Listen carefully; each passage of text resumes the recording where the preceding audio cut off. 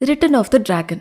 ఒక వ్యక్తి మంచి జాబ్, స్టేటస్, లైఫ్ పార్ట్నర్ కావాలనే రేస్లో తన వ్యక్తిత్వాన్ని మార్చుకుని తప్పుడు దారిలో వెళ్లి అబద్ధాలాడి అమ్మా నాన్నని కూడా బాధపెట్టి ఆఖరికి తనకి కావాల్సినవన్నీ గెలుచుకున్నాడు. కాని చివరికి ఆ జాబ్, స్టేటస్, లైఫ్ పార్ట్నర్ ఇవేం మిగల్లేదు. తనతో ఉంది కేవలం అమ్మా నాన్న స్వచ్ఛమైన ప్రేమ మాత్రమే. ఇంతకీ తన తప్పు తెలుసుకున్నాడా? పశ్చాత్తాపడ్డాడా?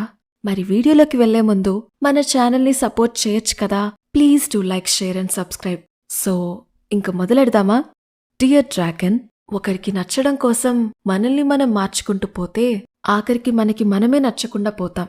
నువ్వనేవాడివి, నీలా ఉంటేనే నీకు వాల్యూ. ఏదైనా కష్టపడి సాధించిన దానికే స్థిరత్వం అనేది ఉంటుంది. తప్పుడు దారిలో సాధించింది ఎంత త్వరగా వచ్చిందో అంతే త్వరగా వెళ్ళిపోతుంది.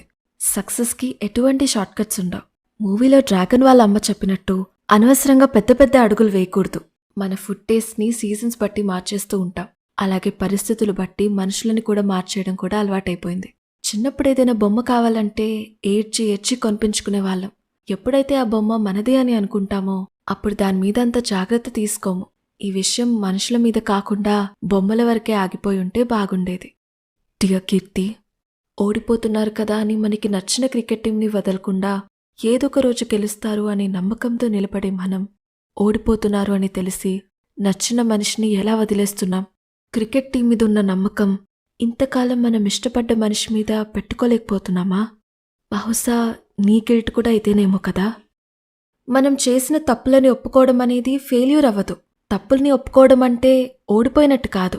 అది మన లైఫ్ని మార్చుకోవడానికి వేసే మొదటి అడుగు. మూవీలో మనం చూస్తాం, డ్రాగన్ అన్నిట్లో ద బెస్ట్గా ఉన్న టైం తన పెళ్లి.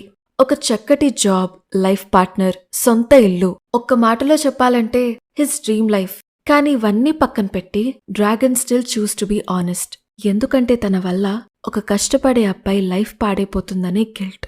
జీవితంలో డబ్బులు లేకపోయినా ప్రశాంతంగా బతకగలమేమో కానీ గిల్ట్తో లైఫ్ని లీడ్ చేయలేం. కీర్తి అంటుంది కదా, ఒక తప్పు చేసి ఈజీగా దాటేయచ్చని అనుకుంటాం కానీ అది లైఫ్ లాంగ్ మనల్ని వెంటాడుతూనే ఉంటుంది అని.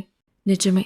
నిజానికి రాఘవన్ ఆ అబ్బాయి గురించి ఆలోచించకుండా తన లైఫ్ తాను చూసుకుని ఇదివరకు చేసిన మిస్టేకే మళ్లీ రిపీట్ చేసి ఉంటే తను లైఫ్ లాంగ్ రిగ్రెట్ అయ్యేవాడు. Honesty leads to true happiness. అబద్ధాలతో లగ్జరీ లైఫ్ గడపడం కన్నా కష్టపడి నిజాయితీగా ఉన్నంతలో బతకడం ఉత్తమం. నిజాయితీ లేకుండా డబ్బు, పేరు ఇవన్నీ వస్తాయి కానీ ప్రశాంతత ఎక్కడుంటుంది? నిజాయితీలో మాత్రమే ఉంటుంది. లైఫ్ మనకి సెకండ్ ఛాన్స్ ఖచ్చితంగా ఇస్తుంది. తప్పులు అందరూ చేస్తారు కానీ ఛాన్స్ వచ్చినప్పుడు దాన్ని ఎలా యూజ్ చేసుకుంటామనేదే చాలా ఇంపార్టెంట్. ఆ ఛాన్స్ని సరిగ్గా ఉపయోగించేవాడే నిజమైన డ్రాగన్. మన గతాన్ని మనం మార్చలేం కానీ మన ఫ్యూచర్ మాత్రం ఖచ్చితంగా మన చేతిలోనే ఉంటుంది.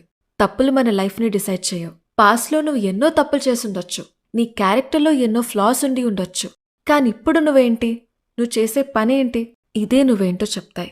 అందుకే డ్రాగన్ వాళ్ళ ప్రిన్సిపల్ తన కూతుర్నిచ్చి పెళ్లి చేయాలనుకున్నాడు. మన మార్పే మన కొత్త జీవితం. Change is the new life. Movie స్టార్టింగ్లో రాఘవన్ ఆఫీస్కి వెళ్లేటప్పుడు వాళ్ళ నాన్న షూకి పాలిష్ చేయటం, వాళ్ళమ్మ అన్నం తినిపించడం, ఇందులోనే we will see the ultimate love of a parents. మన లైఫ్లో ఎంతో మంది వస్తుంటారు, పోతూ ఉంటారు. కానీ నువ్వు ఎన్ని అదో పనులు చేసినా ప్రతి సిచ్యువేషన్లో నిన్ను అర్థం చేసుకుని నీతో ఉండేది నీ ఫ్యామిలీ మాత్రమే. లైఫ్లో మనల్ని ఎవరైనా వదిలేసి వెళ్ళిపోతే నా జీవితం ఇక్కడే అయిపోయింది అని ఏడుస్తూ కూర్చుని లైఫ్ని నాశనం చేసుకోకుండా లైఫ్లో సక్సెస్ అయ్యే మార్గం చూడాలి. తప్పు చేయడం వల్ల లైఫ్ మారుతుందని ఆలోచించి తప్పు చేస్తే ఆ తప్పు 10 మందికి తెలిసినప్పుడు నీ లైఫ్ ఏమవుతుంది అని ఆలోచించాలి కదా. నిజం అనేది ఎప్పుడైనా ఎలాగైనా బయటపడుతుంది. తెలియకుండా చేసిన తప్పుకి క్షమాపణ ఉంటుందేమో కానీ తెలిసి చేసిన తప్పుకి మాత్రం ఎప్పటికీ క్షమాపణ ఉండదు. మనం చేసిన తప్పు ఇంకొకరికి తెలియకపోవచ్చు కానీ మన మనస్సాక్షికి ఖచ్చితంగా తెలిసే ఉంటుంది కదా. మనకి మనం నిజాయితీగా ఉండాలి. మనల్ని మనం మాత్రం ఎప్పటికీ మోసం చేసుకోకూడదు. మనందరిలో కూడా ఒక డ్రాగన్ ఉంటాడు. ఒకసారి తప్పు చేసి పడిపోయి ఆ తప్పు తెలుసుకుని మళ్లీ పైకి లేచి నిలబట్టమే అసలైన రిటర్న్ ఆఫ్ డ్రాగన్.